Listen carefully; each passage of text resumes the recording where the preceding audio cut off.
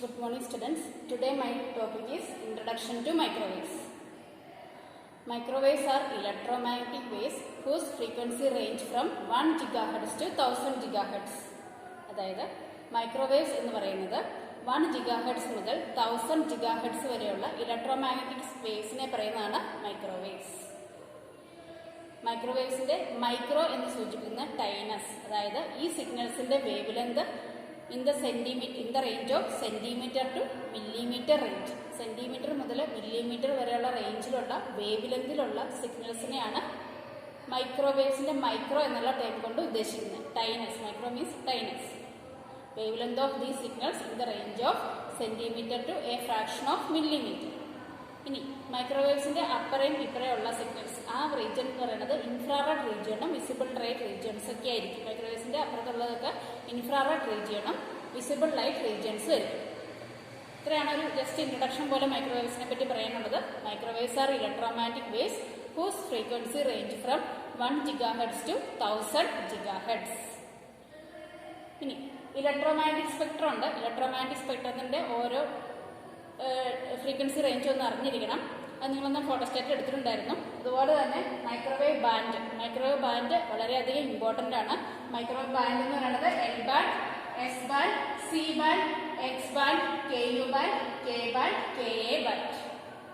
1 GHz മുതൽ 2 GHz വരെയുള്ള frequency റേഞ്ചിനെ പറയുന്നതാണ് എൽ ബാൻഡ്. 2 GHz മുതൽ 4 GHz വരെയുള്ളതാണ് എസ് ബാൻഡ്. 4 മുതൽ 8 GHz വരെയുള്ളതാണ് സി ബാൻഡ്. 8 മുതൽ 12 GHz വരെയുള്ളതാണ് എക്സ് ബാൻഡ്. 12 മുതൽ 18 GHz വരെയുള്ളതാണ് കെ യു ബാൻഡ്. 18 മുതൽ 27 GHz വരെയുള്ളതാണ് കെ ബാൻഡ്. 27 മുതൽ 40 GHz വരെയുള്ളതാണ് കെ എ ബാൻഡ്. ഇങ്ങനെ 7 ബാൻഡുണ്ട് മൈക്രോവേവ്സിൽ. അത് ഇമ്പോർട്ടൻ്റ് ആണ്. ഫ്രീക്വൻസി റേഞ്ചും കറക്റ്റായിട്ട് അറിഞ്ഞിരിക്കണം. അതിനുശേഷം മില്ലിമീറ്റർ റേഞ്ചും സബ് മില്ലിമീറ്റർ റേഞ്ചും ആണ് ഈ കേസിൽ വരുന്നത്. അപ്പോൾ മൈക്രോവേവ്സ് എന്താണെന്നുള്ള കാര്യം അറിയാം. മൈക്രോവേവ് ബാൻഡിനെ പറ്റി ഇപ്പോൾ പറഞ്ഞു. Next, advantage of microwaves. First advantage ആണ് ഇൻക്രീസ്ഡ് ബാൻഡ് വിഡ്ത്ത് അവൈലബിലിറ്റി. അതായത് മൈക്രോവേവ്സിന്റെ കേസിൽ ഈ ഇൻഫർമേഷനെ എല്ലാം പാസ് ചെയ്യുന്നത്, ഏതൊരു കമ്മ്യൂണിക്കേഷന്റെ കേസിലാണെങ്കിലും ഇൻഫർമേഷനെ എല്ലാം പാസ് ചെയ്യുന്നത് ഒരു കരിയർ സിഗ്നൽ വഴിയായിരിക്കും. ഈ കരിയർ സിഗ്നലിന്റെ വളരെ സ്മോൾ പോർഷനെ ഇൻഫർമേഷനായിട്ട് ആക്ട് ചെയ്യുന്നുള്ളൂ. കരിയർ ഫ്രീക്വൻസി നീണ്ടു നിവർന്ന് കിടക്കുകയാണ്. ആ കരിയർ ഫ്രീക്വൻസിയുടെ ചെറിയ പോർഷൻ ഫസ്റ്റ് മൈക്രോവേവ് ഇൻഫർമേഷന് വേണ്ടി യൂസ് ചെയ്തു. സെക്കൻഡ് പോർഷൻ അടുത്ത മൈക്രോവേവ് ഇൻഫർമേഷന് വേണ്ടി യൂസ് ചെയ്തു. മൂന്നാമത്തെ പോർഷൻ അടുത്ത മൈക്രോവേവ് ഇൻഫർമേഷന് വേണ്ടി യൂസ് ചെയ്തു. ഇപ്പോൾ 100 GHz കരിയർ ഫ്രീക്വൻസി ആണെങ്കിൽ നമുക്ക് 100 ഒത്തിരി ഇൻഫർമേഷനും ട്രാൻസ്മിറ്റ് ചെയ്യാൻ സാധിക്കും. അതായത് മൈക്രോവേവ് കമ്മ്യൂണിക്കേഷന്റെ കേസിൽ കരിയർ ഫ്രീക്വൻസിയുടെ ബാൻഡ് വിഡ്ത്ത് എന്ന് പറഞ്ഞിട്ടുണ്ടെങ്കിൽ നമുക്കറിയാം റേഞ്ച് ഓഫ് ഫ്രീക്വൻസി എന്നുള്ള കാര്യം അറിയാം. അപ്പോൾ ഈ കരിയർ സിഗ്നലിന്റെ ബാൻഡ് വിഡ്ത്തിന്റെ ചെറിയ പോർഷൻസിനെ മാത്രമേ ഈ മൈക്രോവേവ് ഇൻഫർമേഷൻ യൂസ് ചെയ്യുന്നുള്ളൂ. അതുകൊണ്ട് ചെറിയ പോർഷൻ യൂസ് ചെയ്യുന്നുള്ള കാരണം ഒത്തിരി ഇൻഫർമേഷൻ നമുക്ക് ഈ കരിയർ സിഗ്നൽ വഴി അയക്കാൻ സാധിക്കും. അതാണ് ഇൻക്രീസ്ഡ് ബാൻഡ് വിഡ്ത്ത് അവൈലബിലിറ്റി. കുറേ ഇൻഫർമേഷനെ നമുക്ക് ഈ കരിയർ സിഗ്നൽ വഴി അയക്കാൻ സാധിക്കും. അതാണ് increased band width availability. Second one, improved directive principles. അതായത് മൈക്രോവേവ് ഫ്രീക്വൻസീസ് എല്ലാം ഹൈലി ഡയറക്റ്റീവ് ആണ്. വളരെയധികം ഫ്രീക്വൻസി ഉള്ള സിഗ്നലാണ് മൈക്രോവേവ് സിഗ്നൽസ്. അപ്പോൾ ഈ ഹൈ ഫ്രീക്വൻസി ഉള്ളത് കാരണം ഈ സിഗ്നൽസ് എല്ലാം വളരെ ഡയറക്റ്റീവും ആണ്. അത് പോകുന്ന ബീമിന്റെ വിഡ്ത്ത്, ആ പോകുന്ന വേവിന്റെ ബീം വിഡ്ത്ത് എന്ന് പറയുന്നത് വളരെ ചെറുതുമായിരിക്കും. വളരെ ചെറുതായത് കാരണം ഫ്രീക്വൻസി കൂടുതലുള്ളത് കാരണവും ഇതിന് ഹൈ ഡയറക്റ്റിവിറ്റി പ്രോപ്പർട്ടിയാണ് ഉള്ളത്. അതുകൊണ്ട് പെട്ടെന്ന് തന്നെ അത് ട്രാൻസ്മിറ്ററിൽ നിന്ന് റിസീവറിലേക്ക് എത്തിച്ചേരുന്നതായിരിക്കും. മൂന്നാമത്തെ കാര്യം, ഫേഡിംഗ് എഫക്റ്റ് ആൻഡ് റിലയബിലിറ്റി. ഇനി ഇവിടെ യൂസ് ചെയ്യുന്ന line of sight propagation, LOS propagation ആണ്. LOS പ്രൊപ്പഗേഷൻ എന്നുണ്ടെങ്കിൽ ട്രാൻസ്മിറ്റർ ആന്റിനെയും റിസീവർ ആന്റിനെയും കാണണം, എങ്കിൽ മാത്രമേ കമ്മ്യൂണിക്കേഷൻ പോസിബിൾ ആവുള്ളൂ.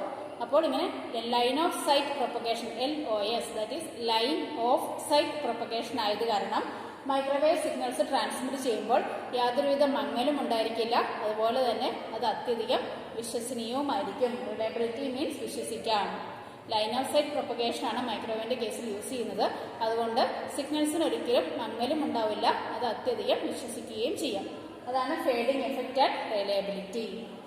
അടുത്ത ഫോർത്ത് വൺ, പവർ റിക്വയർമെന്റ്സ്.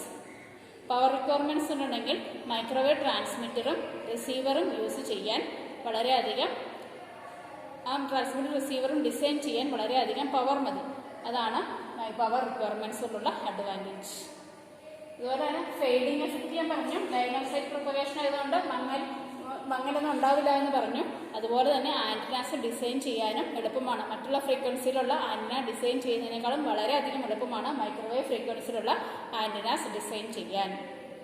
നാലാമത്തെ ഒന്നുകൂടെ പറയാം. Power requirements means transmitter, microwave ട്രാൻസ്മിറ്ററും മൈക്രോവേവ് റിസീവറും ഡിസൈൻ ചെയ്യാനുള്ള പവർ വളരെയധികം കുറവായിരിക്കും.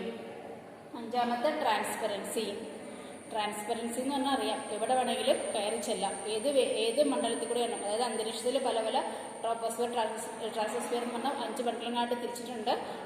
അങ്ങനെ എവിടെ വേണമെങ്കിലും ട്രാൻസ്പെറൻ്റ് ആയിട്ട് സുതാര്യമായിട്ട് കടന്നു ചെല്ലാം. അതുകൊണ്ട് തന്നെ ഗ്രൗണ്ട് ടു സ്പേസ് കമ്മ്യൂണിക്കേഷനും അതുപോലെ തന്നെ മറൈൻ കമ്മ്യൂണിക്കേഷൻസിനെല്ലാം മൈക്രോവേവ് ഫ്രീക്വൻസി വളരെയധികം യൂസ് ചെയ്യുന്നുണ്ട്. ഈ അഡ്വാൻറ്റേജ് 5 അഡ്വാൻറ്റേജ് കറക്റ്റായിട്ട് അറിഞ്ഞിരിക്കണം. ഇംഗ്ലീഷിൽ ബാൻഡ്വിഡ്ത്ത് അവൈലബിലിറ്റി, കുറേ ഇൻഫർമേഷനെ അറ്റ് എ ടൈം തന്നെ ട്രാൻസ്മിറ്റ് ചെയ്യാം.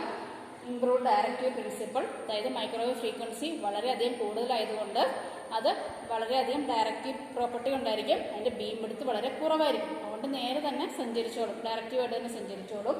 ഇനി ഫെയ്ഡിങ് എഫക്റ്റ് ഉണ്ടാവില്ല, മങ്ങലൊന്നും ഉണ്ടാവില്ല. ലൈൻ ഓഫ് സൈറ്റ് പ്രൊപ്പഗേഷനാണ് യൂസ് ചെയ്തിരിക്കുന്നത്. അതുപോലെ തന്നെ ട്രാൻസ്മിറ്ററും റിസീവറും ഡിസൈൻ ചെയ്യാൻ വളരെ കുറച്ച് പവർ മതി. ലാസ്റ്റ് ട്രാൻസ്പെറൻ്റ് ആണ്, എവിടെ വേണമെങ്കിലും കയറി ചെന്നോളും. അതുകൊണ്ട് സ്പേസ് കമ്മ്യൂണിക്കേഷനും മറൈൻ കമ്മ്യൂണിക്കേഷനും ഇത് വളരെയധികം യൂസ് ചെയ്യുന്നുണ്ട്. ഇപ്പോൾ microwaves are electromagnetic waves whose frequency range varies from 1 GHz to 1000 GHz. Microwave band 1 മുതൽ 40 GHz വരെയുള്ള ഫ്രീക്വൻസി റേഞ്ചിലുള്ളതാണ് മൈക്രോവേവ് ബാൻഡ്സ്.